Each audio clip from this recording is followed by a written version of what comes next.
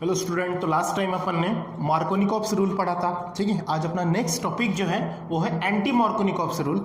उसी को peroxide effect भी बोलते हैं, उसी को खरसाच मायो इफेक्ट भी बोलते हैं। तीन तीन नाम है इसके। ठीक है, तो मार्कोनिकॉप्स रूल में अपन ने क्या पढ़ा था कि जो भी रिएजेंट का नेगेटिव पार्ट है वो लेस नंबर ऑफ हाइड्रोजन जो अनसैचुरेटेड कार्बन चेन में होता है या फिर अनसैचुरेटेड में जो अपन लेते हैं, तो उसमें जो लेस नंबर ऑफ कार्बन होता है और उसके पास जो less number of hydrogen attach होता है उसको जाके अटैच होता है रिएजेंट का नेगेटिव पार्ट। अब उसके उल्टा यहाँ पे है एंटी मार्कोनिकॉप्स रूल। उसी को अपन पेरोक्साइड इफेक्ट, उसी को खरसाच मायो इफेक्ट भी बोलते हैं। ठीक है, अब इसमें क्या है, वो लेस नंबर ऑफ हाइड्रोजन को अटैच होता था, यहाँ पे उसके उल्टा। उल्टा मतलब क्या होगा? Yes, more number of hydrogen को अटैच होगा। लेकिन इन the presence of peroxide, peroxide मतलब यहाँ पे कौन सा पेरोक्साइड लिया?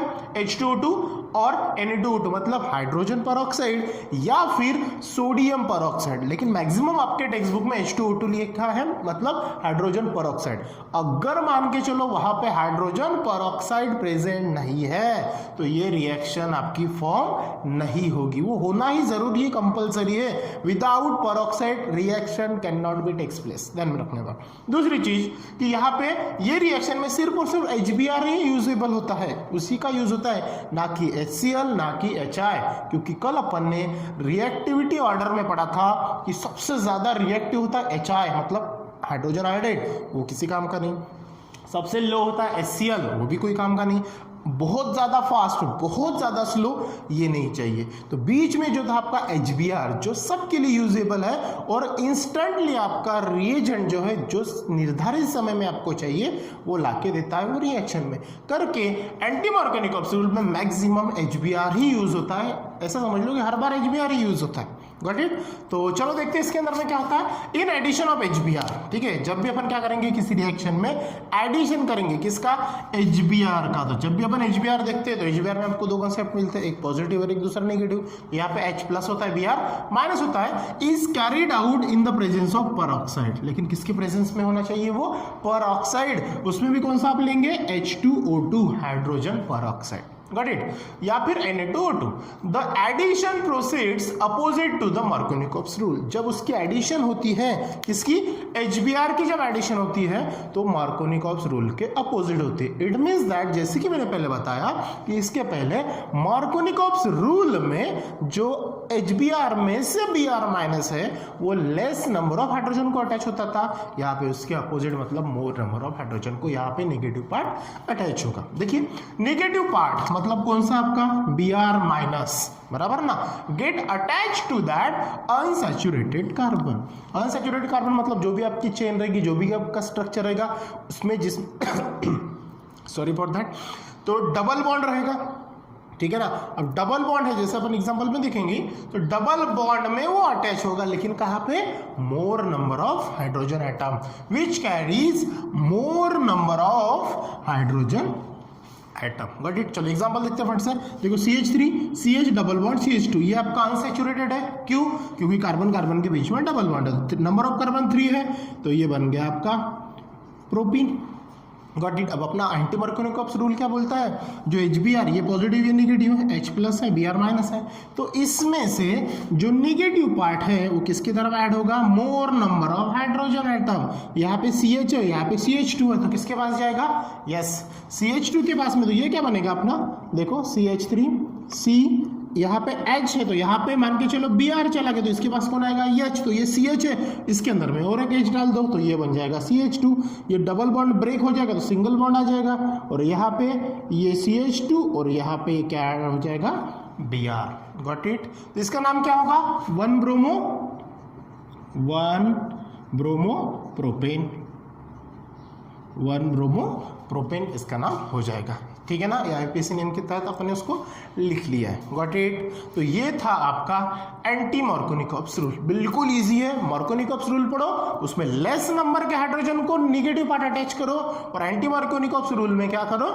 पॉजिटिव मतलब मैक्सिमम नंबर ऑफ हाइड्रोजन को नेगेटिव पार्ट अटैच करो। तो यहाँ पे मैंने नोट लिख के रखी है कि जो पेरोक्साइड इफेक्ट है shown in only by HBr, किसमें सिर्फ होता है वो HBr में ही होता है। अगर HBr नहीं है और H2O2 मतलब पेरोक्साइड, हाइड्रोजन पेरोक्साइड अवेलेबल नहीं है, वहां पे एंटी मार्कोनिकॉप्स रूल लगेगा नहीं, ये चीज ध्यान में रखना। और दूसरा, जब भी ये एंटी मार्कोनिकॉप्स रूल से जो प्रोडक्ट आपको ऑब्टेंड होगा, ये जो प्रोडक्ट है ये हमेशा माइनर प्रोडक्ट ही मिलेगा, ये डिफरेंस है ध्यान में रखना।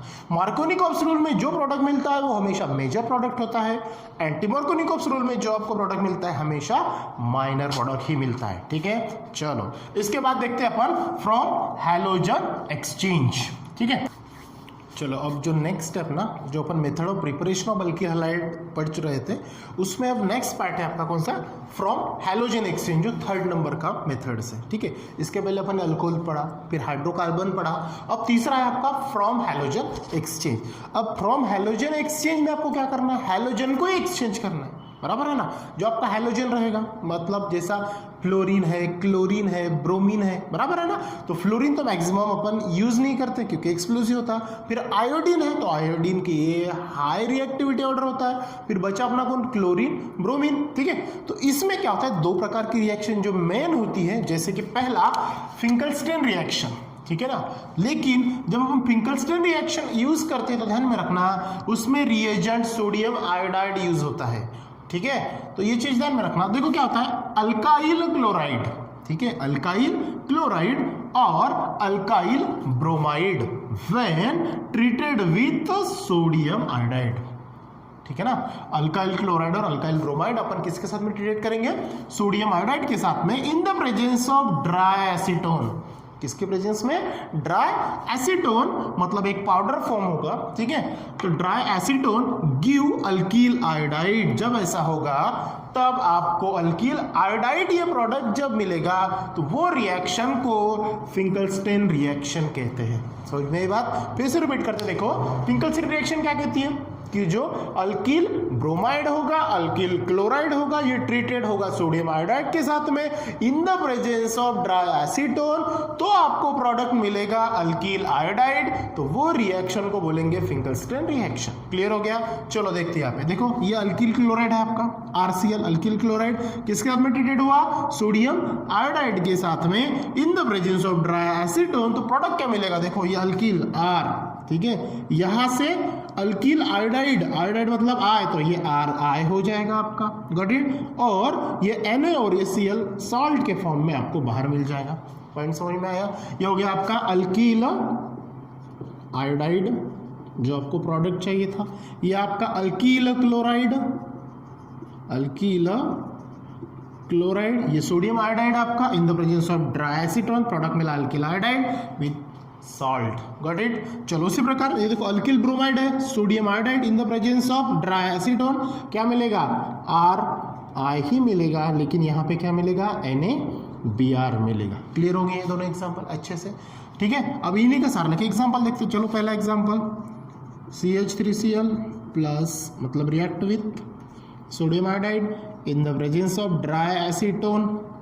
ठीक है, तो क्या मिलेगा आपको, यह हो गया आपका methyl chloride, methyl chloride treated with sodium iodide, क्या मिलेगा यहाँ पे, CH3I, तो ये बन जाएगा आपका मिथाइल आयोडाइड। ठीक है, ये क्या बनेगा आपका मिथाइल आयोडाइड, और ये क्या मिलेगा, NaCl sodium chloride, NaCl। Clear हो गया। ठीक है, उसी प्रकार कोई दूसरा एग्जांपल देख लो फट से, C2H5Br ले लेता मैं यहाँ पे, तो ये NaI in the presence of dry acetone, क्या मिलेगा आपको, C2H5I और NaBr, तो ये बन गया आपका इथाइल ब्रोमाइड, नाम लिख लेना, इथाइल ब्रोमाइड, और ये बन गया आपका ethyl iodide in the presence of dry acetone. समझ में बात, बिल्कुल इजी। फिंगरस्टीन रिएक्शन क्या करना है, अल्किल क्लोराइड, अल्किल ब्रोमाइड ले लो, सोडियम आयोडाइड के साथ में ट्रीटेड करो इन the presence of dry acetone, product मिलेगा आपको अल्किल आयोडाइड और बाय प्रोडक्ट निकल जाएगा साल्ट के फॉर्म में, ठीक है। तो उस रिएक्शन को बोलते हैं फिंकलस्टीन रिएक्शन। क्लियर? जब भी फिंकलस्टीन रिएक्शन बोला माइंड में आना चाहिए सोडियम, देखो साइड में मैंने लिख के रखा है NaI, मतलब सोडियम आयोडाइड के साथ में वो रिएक्ट होगा और अल्किल आयोडाइड प्रोडक्ट ऑब्टेन करेगा। उसी प्रकार चलो दूसरा है श्वार्ट्ज रिएक्शन, ठीक है। जैसे फिंकलस्टीन रिएक्शन में मैंने बताया कि सोडियम आयोडाइड के साथ में ये रिएजेंट के साथ में रिएक्ट होता है, उसी प्रकार श्वार्ट्ज रिएक्शन में AgF मतलब सिल्वर फ्लोराइड के साथ में रिएक्ट होता है, ध्यान में रखना है बात, या फिर कोई अलग भी यूज होता है, ठीक है। चलो देखते हैं। अल्किल फ्लोराइड्स, क्या बोला उसने? Alkyl fluorides are prepared by heating, लेकिन इसको प्रिपेयर करने के लिए जैसे फिंकलस्टीन में अपन ने क्या ड्राई एसीटोन यूज किया था, अब यहाँ पे हीटिंग इफेक्ट से भी उसको ऑब्टेन करते हैं। तो हीटिंग अल्किल ब्रोमाइड, किसको हीटिंग करना है? अल्किल ब्रोमाइड्स और alkyl chlorides in the presence of metallic fluorides, मतलब अल्किल ब्रोमाइड और अल्किल फ्लोराइड्स को मेटालिक फ्लोराइड के साथ में, मेटालिक फ्लोराइड्स मतलब मेटल, यहाँ पे मैंने Ag लिया, आप मर्क्यूरी ले सकते हो, एंटीमनी ले सकते हो, जैसे आगे चल के मैंने लिख के रखा है, कोबाल्ट ले सकते हो। तो मेटालिक फ्लोराइड्स होना चाहिए। कौन सा फ्लोराइड? मेटालिक फ्लोराइड्स होना चाहिए। तो मेटालिक फ्लोराइड के साथ में अल्किल ब्रोमाइड, अल्किल क्लोराइड अगर आप रिएक्ट करते हो इन the presence of heating effect like AgF मतलब silver fluorides, cobalt fluorides, antimony fluorides, mercury fluorides etc, this reaction is known as Schwartz reaction. Got the point? ये चीज ध्यान में रखना कि आपको अगर श्वार्ट्ज रिएक्शन में प्रोडक्ट ऑब्टेन करना है तो मेटालिक फ्लोराइड्स लेना पड़ेगा अल्किल क्लोराइड के साथ में या फिर अल्किल ब्रोमाइड के साथ में। तो यहाँ पे क्या होगा, देखो अल्किल क्लोराइड है AgF, मैंने यहाँ पे सिल्वर फ्लोराइड लिया, तो क्या प्रोडक्ट मिलेगा मुझे? R, ठीक है। तो यहाँ पे क्या प्रोडक्ट मिलेगा मुझे? R के साथ में मतलब मेटल जो भी है ये फ्लोराइड प्लस AgCl बराबर। तो ये क्या हो जाएगा, आपका जो बाय प्रोडक्ट है ये निकल जाएगा। उसी प्रकार यहाँ पे क्या हो जाएगा? RF प्लस AgBr, ठीक है। तो ये हो गया आपका मतलब अल्किल फ्लोराइड्स, अल्किल फ्लोराइड मेरा, और साथ में यहाँ पे सिल्वर क्लोराइड्स, सिल्वर ब्रोमाइड्स, ये आपके बाय प्रोडक्ट हो गए। यहाँ तक समझ में आई बात? चलो एग्जांपल देखते हैं, बिल्कुल इजी है। जैसे कि आपने इसके पहले सॉल्व किया, ये CH3Cl ले लिया मैंने, AgF ले लिया इन द प्रेजेंस ऑफ हीट, तो ये हो गया मेरा मिथाइल क्लोराइड, ठीक है। ये आपका silver fluoride in the presence of heat. जब ऐसा होता है तो यहाँ पे क्या मिलता है? मेटल फ्लोराइड्स, मतलब यह होगा आपका CH3F, मतलब ये होगा मेरा मिथाइल फ्लोराइड्स, साथ में कौन मिलेगा? AgCl, सिल्वर क्लोराइड मिलेगा। गॉट द पॉइंट, ठीक है। उसी प्रकार दूसरा एग्जांपल ले लेते हैं, C2H5Br react with AgF in the presence of heat, ये हो गया आपका इथाइल ब्रोमाइड, ठीक है। और ये आपका सिल्वर फ्लोराइड्स, तो क्या मिलेगा? C2H5F, साथ में AgBr मिलेगा, सिल्वर ब्रोमाइड मिलेगा, तो ये बन गया आपका इथाइल फ्लोराइड्स, ठीक है। तो ये जो था ये आपका नेक्स्ट जो था वो श्वार्ट्ज रिएक्शन था, बराबर। तो इसमें क्या होता है ये तो चीज़ आपको पता है ना, इसका नाम लिख लोगे ना आप, सिल्वर ब्रोमाइड, सिल्वर क्लोराइड, ठीक है। ये तो लिख देता हूँ, ठीक है, सिल्वर क्लोराइड, और ये हो गया आपका सिल्वर ब्रोमाइड, ठीक है। तो उसी प्रकार आपको ये करना पड़ेगा, बिल्कुल इजी है। अगर फिंकलस्टीन रिएक्शन बोला है तो रिएजेंट आपको सोडियम आयोडाइड यूज करना पड़ेगा।